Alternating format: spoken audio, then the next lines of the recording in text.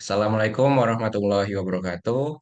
Salam Om Swastiastu, Namo Buddhaya, Salam Kebajikan, teman-teman kelas Dikbis. Pada kesempatan ini kami dari kelompok F akan mempresentasikan chapter terkait e-commerce security and fraud issues and protection.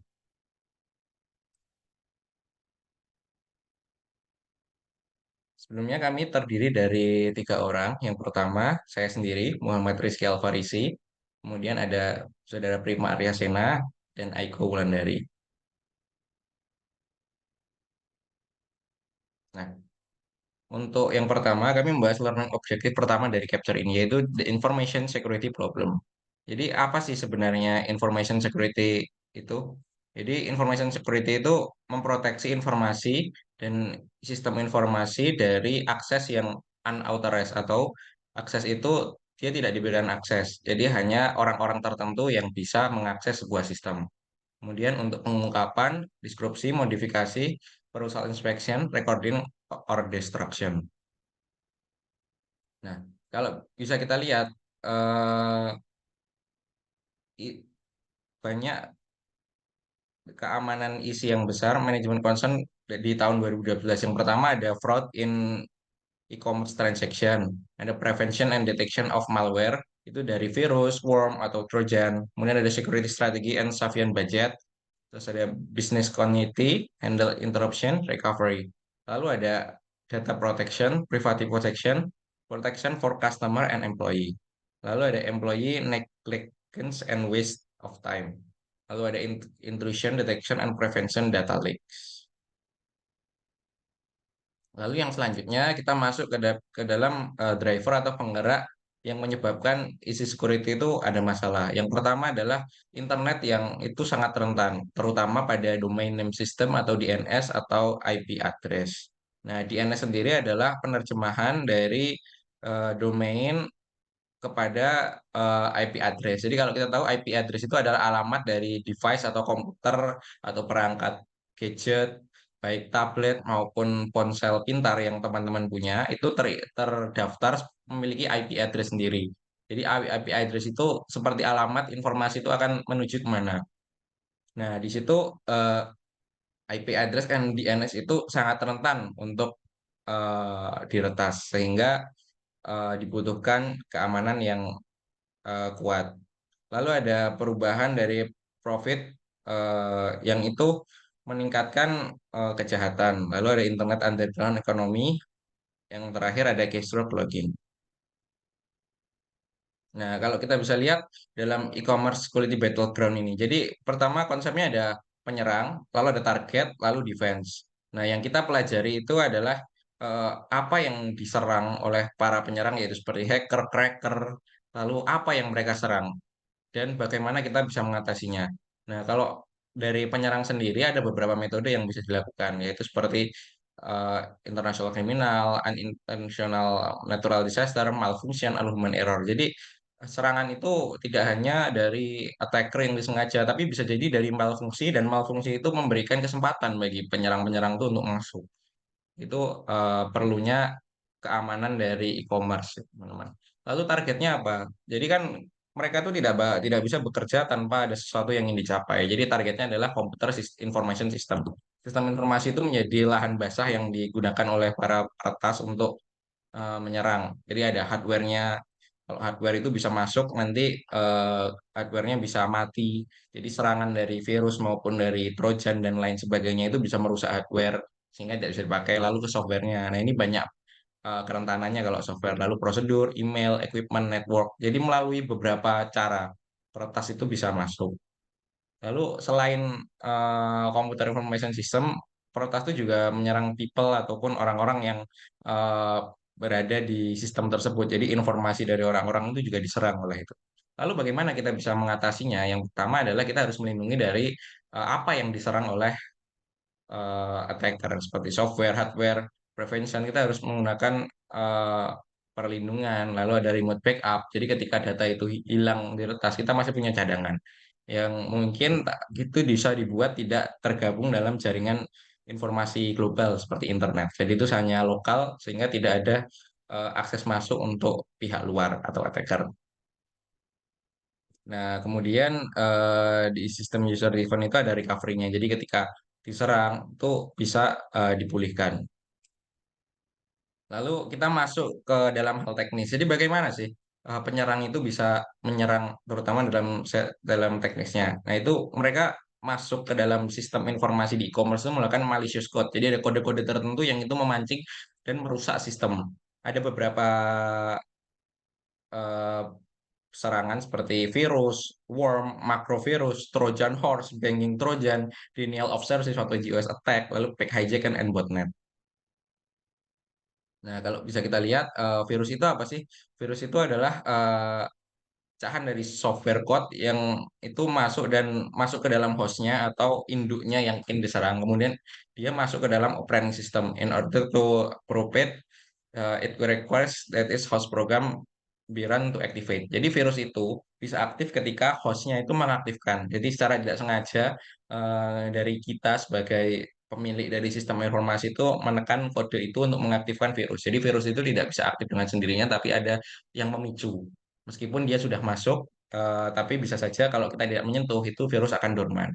Lalu ada worm, yaitu software program yang berjalan secara independen. Dia memakan data kita yang kita sebagai host, lalu untuk menjaga dirinya.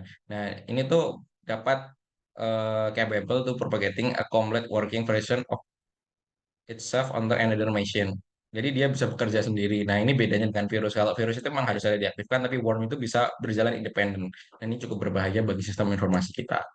Bisa kita lihat bagaimana sebuah virus itu bisa masuk. Jadi virus itu dimulai ketika programmer menulis program yang itu embed itself into host program. Jadi dia dimasukkan oleh penyerang.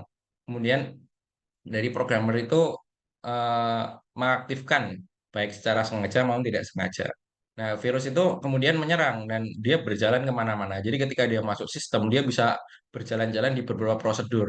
Misalnya prosedural di e-commerce kan ada pembayaran maupun dari persediaan, lalu banyak yang itu bisa dilewati oleh virus. Nah, virus itu set off by either of time limit. Jadi dia ada waktunya juga.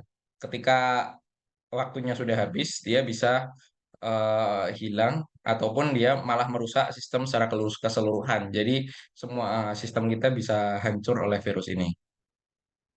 Nah, selain virus ada makrovirus, Trojan horse dan brain Trojan. Apa itu makrovirus? Makrovirus adalah macro worm. Jadi worm yang tadi bisa berjalan secara independen tapi secara ukurannya besar.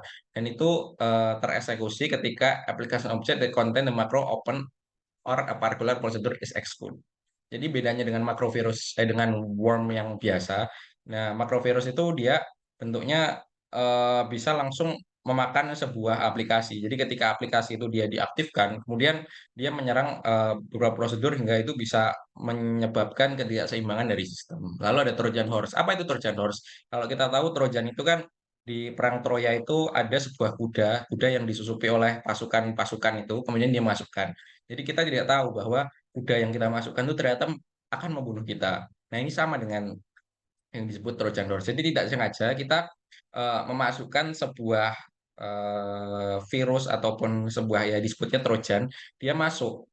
Nah, kemudian dia ketika kita lengah, dia keluar dan aktif dan merusak sistem kita. Lalu ada pinging Trojan. Trojan yang datang ketika komputer itu visit one of a number of online banking or e-commerce lain. Jadi ini fokusnya malah ke banking. Jadi kalau teman-teman bertransaksi menggunakan layanan keuangan perbankan, nah ada banking Trojan. Nah, dia itu diam di situ dan execute ketika teman-teman ataupun sistem itu lengah. Nah, yang selanjutnya ada denial of service atau DOS attack, yaitu serangan pada website yang penyerang itu menggunakan software khusus untuk mengirim eh, data yang itu membanjiri target sehingga membuat overriding its resource. Jadi denial of service itu dia menyerangnya secara masif. Ketika dia aktif penyerangannya, sebuah sistem itu bisa langsung lenyap gitu. Jadi dia menyerang secara keseluruhan. Jadi membuat overloading of resource sehingga itu sistem itu menjadi overload dari banyak perintah-perintah yang mungkin terrepetisi, kemudian menyebabkan kehancuran di sistem itu. Lalu ada pack hijacking. Apa itu pack hijacking? Yaitu membuat route copy atau dia itu copy yang dari populer website yang menunjukkan konten secara yang sama tuh kepada web crawlernya. Jadi web aslinya itu dia di kopas. Nah, dia membuat tiruan yang itu menipu dari, kalau ini dalam konteks e-commerce jelas itu menipu dari para pembeli kita. Dipikirnya mereka masuk ke dalam sistem kita, ternyata itu sistem yang di copy. Nah, copy itu menyerang dari eh, para pengguna, dan kebanyakan itu menjadi fraud. Jadi seperti ordernya fiktif ketika uang itu bisa cair tapi barang tidak datang. Itu cukup berbahaya juga, teman-teman. Lalu yang terakhir ada botnet. Apa itu botnet? Botnet itu adalah angka yang besar, itu bisa ratusan atau ribuan dari data internet yang itu untuk meningkatkan traffic, including spam and virus dan computer of internet. Jadi botnet ini dia menyerang bentuknya spam. Jadi kayak ada repetisi yang berulang. Misalnya ada email masuk, ataupun kalau di e-commerce pemesanan yang berulang. Jadi botnet itu dia seperti virus yang masuk, kemudian dia membuat ulang hingga over capacity, servernya tidak penuh dan akhirnya down seperti itu, teman-teman. Nah, bisa kita lihat social engineering from phishing of financial fraud and crime. Bagaimana ini bisa terjadi? Jadi dari kriminal itu dia berkomit untuk melakukan financial fraud. Dia kemudian melakukan phishing. Jadi phisher ini dia melakukan phishing, yaitu kayak menyadap dari korbannya, victim, kemudian dia mengambil datanya, lalu dia menjual di underground market. Ini kalau bisa kita tahu banyak sekali di Indonesia, terutama seperti data-data kesehatan kita, BPJS, itu banyak dijual di situs-situs. Jadi itu masuk dari riwayat kesehatan kita, kemudian nama, alamat, nomor banking, kemudian kalau berbahaya lagi bisa password dari banking kita, dan itu diperjualkan di market. Siapa sih pengguna dari data ini? Pasti tentunya ada, seperti perusahaan. Kalau itu masuknya seperti kesehatan di BPJS, terutama perusahaan obat, sangat senang dengan data itu. Bisa melihat mana daerah yang memiliki para penderita penyakit tertentu, sehingga obat yang mereka produksi itu bisa terserap di market. Karena kalau kita tahu saat ini kita sudah memasuki era di mana data itu adalah raja. Ketika kalian menguasai data, kalian menguasai people. Nah, dari situ data itu, bagaimana sebuah data itu bisa menjadi berharga dan dijual sangat mahal di underground e-market. Selanjutnya dibahas oleh teman saya. Oke, thank you Rizky atas penjelasannya yang mungkin bagus dan komprehensif banget ya. Oke, teman-teman sekalian, ini aku lanjutin ya. Mungkin belum bosan ya untuk menonton video ini. Oke, mungkin aku langsung lanjutin aja. Jadi tadi itu ada metode secara teknikal gitu. Tapi perlu diketahui juga teman-teman, kita juga ada di sini tuh ada ancaman yang non teknikal gitu. Jadi from phishing to spam. Yang dalam hal ini itu yang pertama ada social phishing teman-teman. Jadi ada sophisticated phishing methods. Nah itu juga sangat berbahaya teman-teman. Terus juga ada beberapa kecurangan di internet. Contohnya yang pertama itu identity thief atau pencuri identitas atau identity fraud. Dalam hal ini identity thief di sini yaitu penipuan yang melibatkan pencurian identitas seseorang dan kemudian penggunaan identitas tersebut oleh seseorang tersebut yang pura-pura menjadi orang lain untuk mencuri uang atau mendapatkan keuntungan lainnya. Itu sering banget kita ketemui di e-commerce ya teman-teman. Ini berbahaya buat bisnis-bisnis secara online gitu. Okay, next. Oke, di sini juga ada cyberbank robberies teman-teman ya. Itu termasuk dari kejahatan lainnya dari financial fraud. Dan yang selanjutnya ada spam and spyware attack. Email spam pasti teman-teman juga udah pernah mengalami atau bahkan sudah pernah melihat gitu email spam dalam hal ini yaitu subset dari spam yang melibatkan pesan yang hampir sama yang dikirim ke banyak penerima melalui email. Ya biasanya berisi promosi, berisi link dan sebagainya gitu. Terus ada typical example of spamming gitu. Terus ada spyware yaitu perangkat lunak yang mengumpulkan informasi pengguna melalui koneksi internet tanpa sepengetahuan pengguna gitu. Yang menariknya tuh di sini tuh bahkan organisasi beberapa e-commerce tuh melakukan hal ini gitu loh teman-teman untuk ke afiliasinya seperti misal kayak kita buka web yang mungkin tidak resmi terus kita klik apapun itu tahu-tahu masuk ke mungkin bisa saya sebut Shopee atau TikTok atau Tokopedia atau semacamnya gitu. Itu termasuknya dalam affiliate yang termasuk kejahatan ya teman-teman. Next. Oke, di sini dikatakan dalam buku tersebut juga social networking make social engineering easy gitu teman-teman.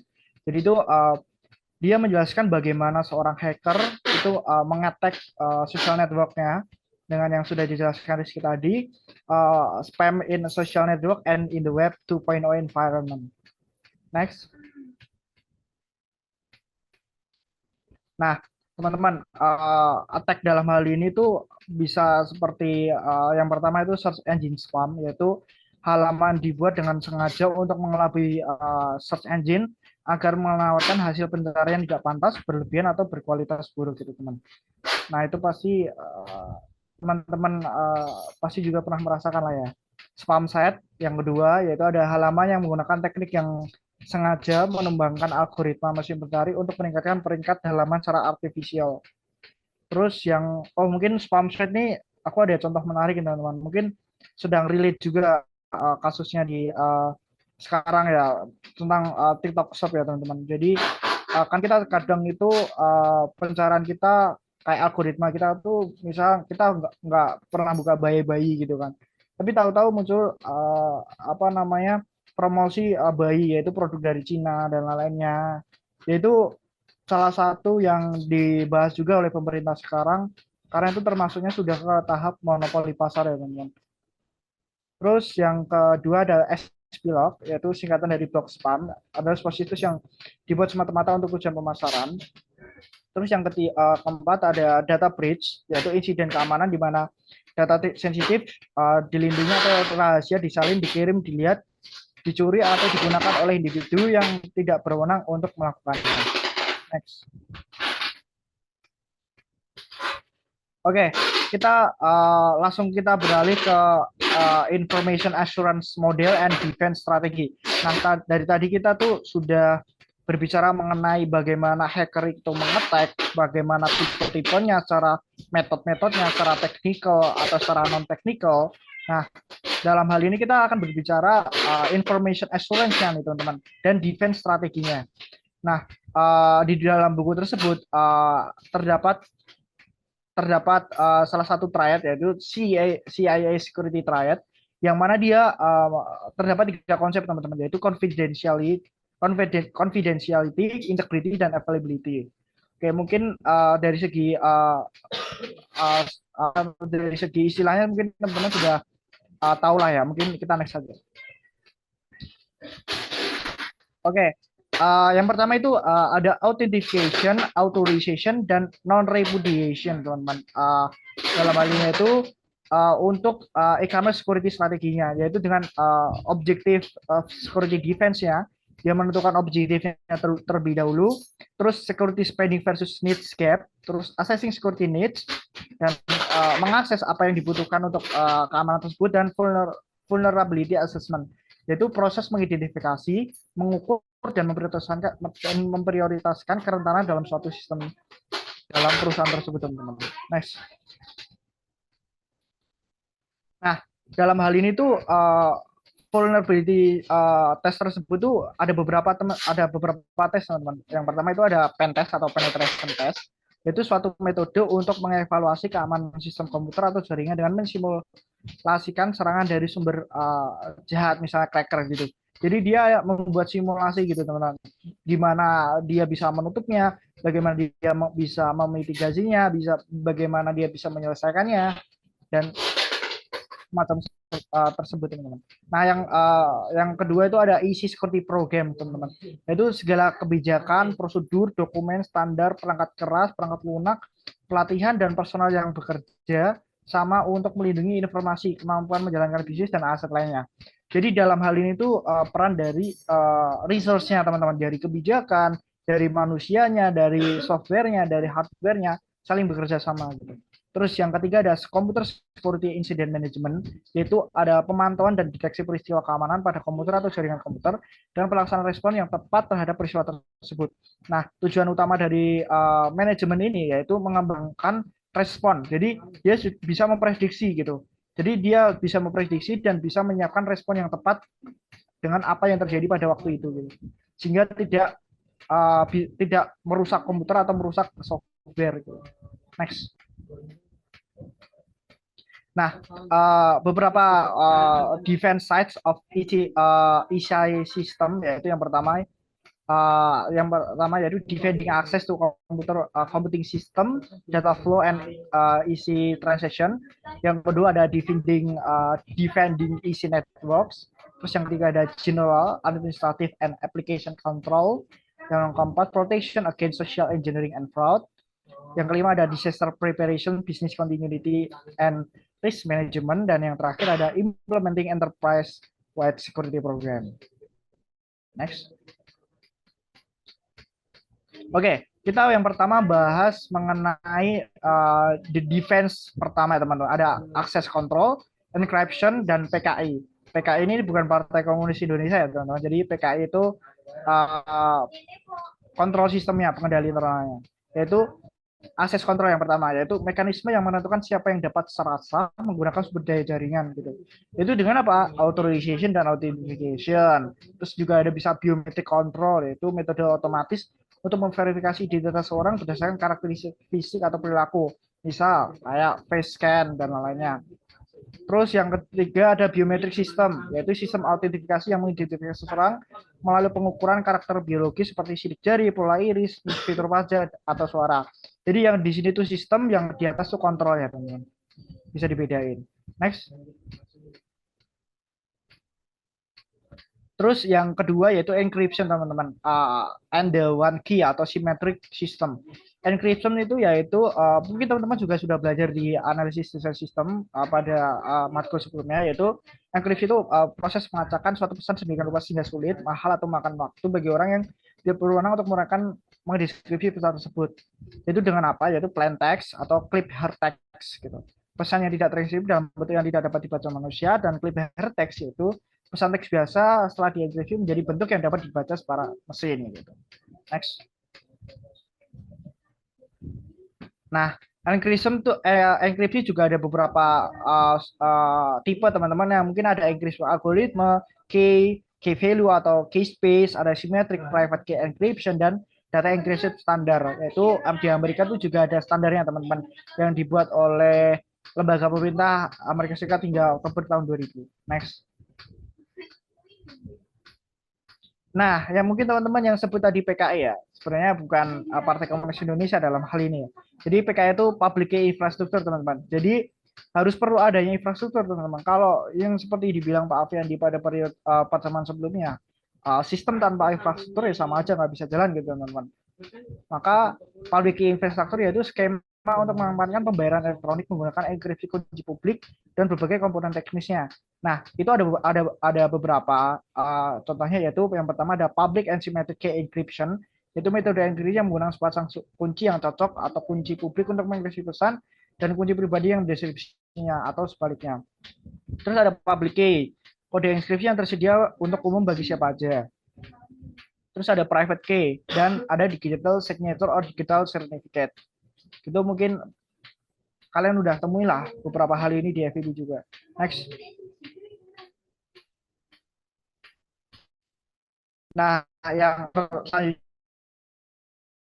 akan pada pesan menggunakan kunci pesan CIS atau MD, terus ada juga digital envelope, yaitu jadi dia menggunakan third party untuk menggunakan sertifikat digital, dan yang terakhir ada secure socket layer. Oke, next. Oke, next. Oke, kita langsung ke defense yang kedua teman-teman. Jadi defense kedua ini berfokus mengenai securing e-commerce network. Jadi yang pertama ada virtual private network atau VPN teman-teman. Jadi jaringan yang menggunakan internet publik untuk membawa informasi namun tetap bersifat pribadi dengan menggunakan enkripsi untuk mengacak komunikasi, autentikasi untuk memastikan bahwa informasi tidak rusak dan dikontrol akses untuk memverifikasi identitas siapapun yang menggunakan jaringan tersebut teman-teman. Yang contohnya seperti protokol tunneling, yaitu metode yang digunakan untuk menjamin kerahasiaan dan integritas data yang dikirimkan melalui internet dengan mengenkripsi paket datanya, mengirimkan dalam paket melalui internet dan deskripsinya di alamat tujuannya. Next. Oke, yang kedua ada Intrusion Detection System atau IDS, teman-teman, yaitu kategori perangkat lunak khusus yang dapat memantau aktivitas di seluruh jaringan atau komputer atau host, mengawasi aktivitas mencurigakan, dan mengambil tindakan otomatis berdasarkan apa yang dilihatnya. Jadi, pentingnya simulasi yang di awal tadi yang kita bahas, dia bisa mempertimbangkan atau memperkirakan respon dari hal yang terjadi, teman-teman. Nah, itu dengan apa? Yaitu dealing with DOS attack. Gitu. Terus ada HoneyNet atau jaringan dari honeypot, dan honeypot itu sendiri yaitu sistem produksi misalnya firewall, router, server web, server database yang terlihat berfungsi nyata gitu teman-teman. Namun bertindak sebagai umpan dan diawasi untuk mempelajari berbagai intrusi jaringan yang terjadi. Jadi yang pertama contohnya dalam hal ini yaitu email security, contoh dari honeypot. Next. Nah, kita langsung ke defense yang ketiga, teman-teman, yaitu dia akan berfokus mengenai general control atau kontrol secara umum, internal control, jadi internalnya, compliance-nya, dan other defense mechanism-nya gitu. Yang pertama, general control, teman-teman. Kita berbicara mengenai general control, tidak akan jauh mengenai pengendalian yang ditetapkan untuk melindungi sistem terlepas dari aplikasi spesifiknya. Nah, contohnya dalam hal ini yaitu melindungi perangkat keras dan mengendalikan akses ke pusat data dan tidak bergantung pada aplikasi yang spesifik, teman-teman. Terus yang kedua ada application control, yaitu kontrol yang dimaksud untuk melindungi aplikasi-aplikasi tertentu. Next. Nah, yang ketiga ada general, administrative, and other control, yaitu dengan physical control dan administrative control.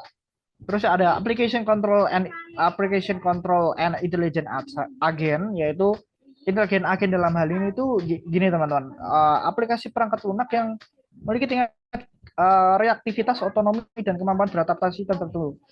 Nah, yang dicontohkan dalam buku ini itu seperti yang diperlukan dalam situasi serangan yang tidak dapat diprediksi gitu.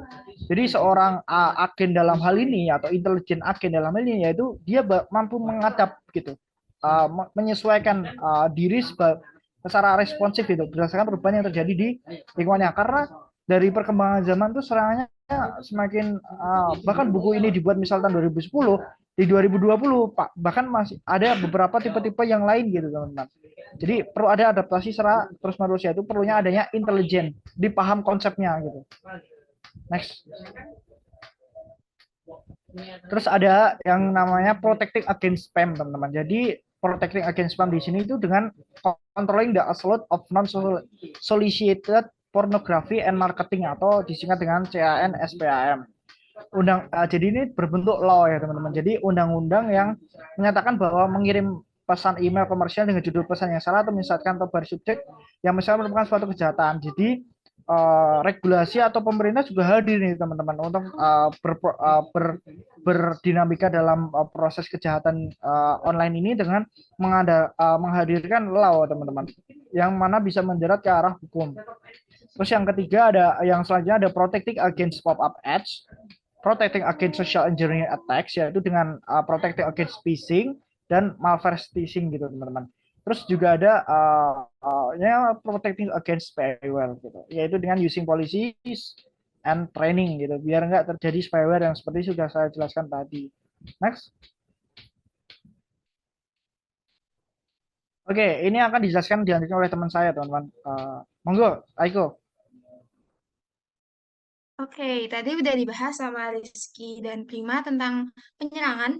Ada bentuk yang teknikal dan non-teknikal, juga ada information assurance model dan defense strategy. Mungkin di sini aku akan lebih bahas tentang perlindungan yang bisa diberikan kepada konsumen dan penjual terkait dari penipuan online.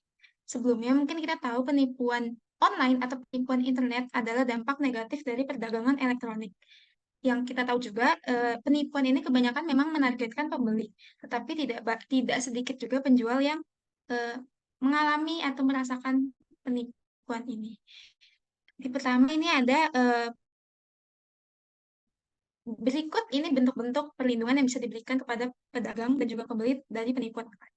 Yang pertama ada protection by third party intermediary atau upaya yang dilakukan oleh pihak ketiga untuk memberikan keamanan. Di sini bentuknya ada trustee atau lisensi yang digunakan untuk penjual. Jadi penjual bisa masang lisensi ini untuk memastikan praktik bisnis terbaik dalam pengumpulan dan penggunaan informasi pribadi di laman mereka. Lalu juga ada Better Business Bureau atau website yang dapat merespon berbagai pernyataan dan menyelesaikan perselisihan yang terjadi antara pembeli dan penjual. Selanjutnya ada Web Trust Seal yang mirip juga dengan Trusty, dan juga ada mungkin kita bisa lihat di Google itu ada review-review dari pelanggan, kita bisa juga lihat di situ review-review atas produk yang kita beli. Yang kedua adalah seller protection. Jadi di sini kita tahu penjual juga bisa mengalami penipuan, ditipu oleh pembelinya. Seperti pelanggan yang melakukan kebohongan, pelanggan yang mengunduh perangkat lunak dengan hak cipta untuk kemudian disebarluaskan, dan beberapa hal lainnya. Di sini perlindungan ini akan memberikan penjual keamanan dari penipuan pembayaran yang dilakukan oleh konsumen atau oleh penjahat, dan juga penyerangan yang dilakukan secara ilegal atau tidak etis oleh pesaing. Yang ketiga adalah protecting marketplace and social networking service. Jadi di sini selain pedagang dan penjual yang harus memiliki kesadaran untuk tidak saling menipu, tetapi marketplace di sini juga harus menindak tegas pelaku penipuan ini. Meskipun ini akan sulit untuk dilakukan karena ya namanya perkembangan teknologi juga diiringi dengan perkembangan pemikiran untuk gimana dia bisa menipu. Dan di sini ada fraud detection software atau perangkat lunak yang bisa digunakan untuk mendeteksi penipuan oleh konsumen. Yang keempat adalah using electronic signatures and other security features. Jadi tanda tangan elektronik dapat digunakan untuk membedakan antara transaksi yang sah dari yang penipuan, dan juga bisa dilakukan autentifikasi atau keaslian identitas pembeli dan penjual dilakukan karena transaksi ini kembali lagi tidak dilakukan bertatap muka atau tidak ada interaksi langsung antara pembeli dan penjual, di mana ini memiliki peluang yang sangat tinggi untuk terjadi penipuan. Di sini kita bisa melakukan biometrik untuk membuat autentifikasi, tetapi juga terdapat sistem deteksi penipuan yang dapat digunakan seperti data mining untuk penjualan.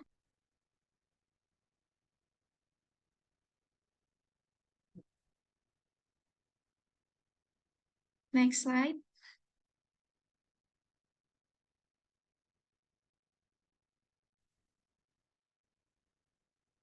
Oh, ini kemudian ada beberapa tips atau sumber yang bisa kita lakukan untuk dari pembeli untuk mencegah penipuan, yaitu pembeli harus bisa memastikan keaslian laman. Jadi kalau bisa kita langsung mengakses, langsung mengetiknya di internet langsung, tapi tidak mencet tautan yang mungkin saja bisa berbahaya. Yang kedua adalah bisa memeriksa laman yang tidak dikenal.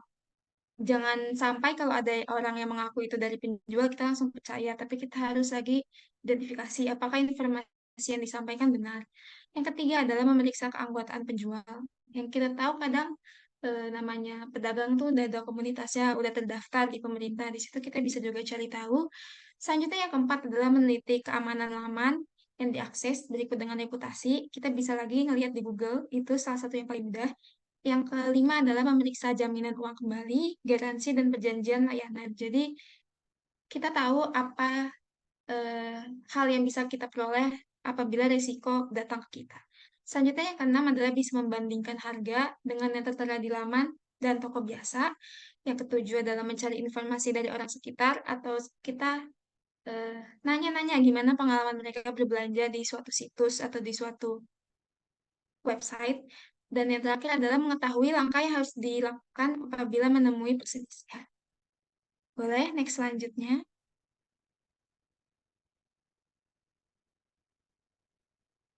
Oke, ini apa yang bisa dilakukan oleh pedagang untuk mencegah penipuan? Mungkin tadi udah sempat disinggung sedikit sama Prima, yaitu bisa menggunakan PKI dan juga sertifikat digital, terutama protokol IT untuk membantu mencegah penipuan. Solusi lain yang dapat dilakukan adalah menggunakan perangkat lunak pintar untuk mendeteksi atau mengidentifikasi pelanggan yang mencurigakan. Selanjutnya, kita juga bisa mengidentifikasi sinyal peringatan untuk transaksi yang sekiranya merupakan penipuan. Kita harus bisa melihat kira-kira red flag apa sih dari penjual ini atau dari pembeli ini. Yang ketiga adalah melakukan konfirmasi untuk pelanggan, karena yang kita tahu kadang ada pelanggan yang membeli barang dengan alamat penagihan dan alamat pengiriman yang berbeda. Terus kita konfirmasi dulu ke bank dan meminta bank untuk menambahkan alamat alternatif itu ke pengguna tersebut. Kalau alamat tersebut berhasil ditambahkan, baru kita bisa lanjutkan transaksi. Yang keempat adalah meminta pelanggan untuk mengungkapkan kode verifikasi kartu kredit, dan yang terakhir adalah menunda pengiriman sampai uang diterima. Boleh, next selanjutnya. Next slide selanjutnya.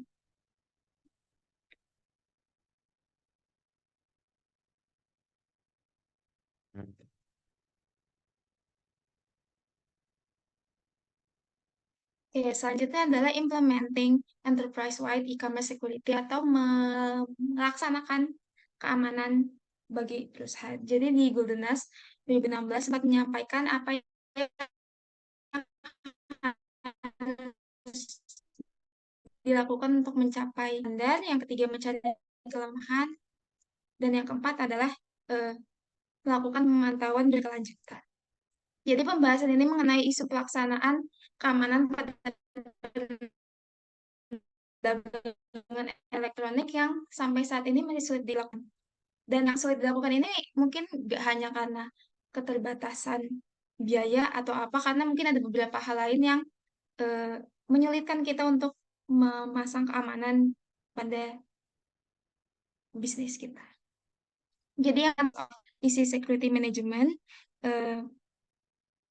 pertumbuhan perdagangan elektronik didukung pula dengan peningkatan strategi penipuan. Seperti yang dari aku sebut sebelumnya, semakin canggih suatu teknologi, semakin canggih pula akan ada upaya untuk mencurangi teknologi tersebut.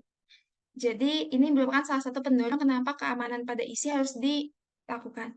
Dan juga ada pendorong lain, yaitu hukum dan regulasi yang harus dipatuhi, perdagangan elektronik lintas negara, aset informasi yang telah menjadi lebih kritis, teknologi informasi yang baru, dan kompleksitas serangan dan pertahanan yang membutuhkan pendekatan kolaborasi di seluruh organisasi. Yang kedua adalah senior management commitment and support. Jadi di sini perlu juga peran dari manajemen untuk mendukung upaya kita untuk menerapkan keamanan ini. Tidak bisa hanya dari bagian bawah saja, tetapi juga harus manajemen. Selanjutnya adalah isi security policies and training, atau manajemen harus bisa mengembangkan kebijakan keamanan organisasi serta prosedur untuk keamanan khusus dan aktivitas, seperti pengendalian akses dan perlindungan data konsumen. Dan dengan ini pelanggan juga jadi harus bisa mengetahui kalau data itu sedang dikumpulkan, memberikan izin ketika data sedang dikumpulkan, memiliki pengetahuan atau kontrol bagaimana data akan dikumpulkan, dan juga diberitahu bahwa informasi itu tidak akan disebarkan kepada pihak lain. Selanjutnya ada isi risk analysis dan ethical issues. Jadi organisasi harus fokus pada strategi yang menghadapi atau risiko terbesar. Jadi jangan hanya milih prosedur keamanan dengan biaya yang lebih murah, tetapi juga dengan kemampuan menanggulangi risiko yang besar. Dan juga isi security ini memunculkan beberapa isu etika seperti pemantauan aktivitas individu yang dianggap ini tuh melanggar privasi. Tetapi di satu sisi ini juga membantu individu untuk mencegah dari penipuan. Next slide, boleh. Oke, yang terakhir ini adalah why is it difficult to stop internet crime. Jadi ini ada beberapa alasan kenapa kejahatan internet itu sulit untuk dihentikan.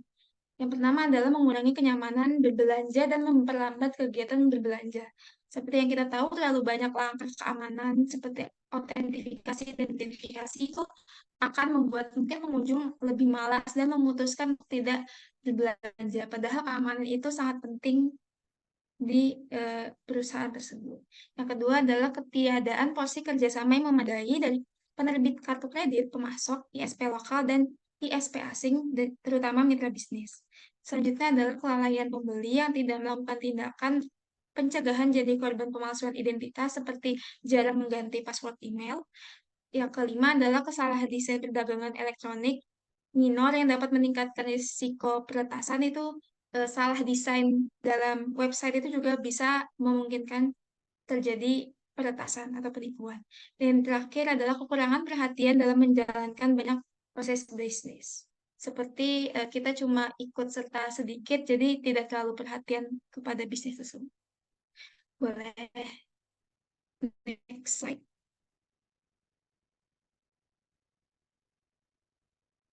Oke, berikut tadi sekian presentasi yang dapat kami sampaikan.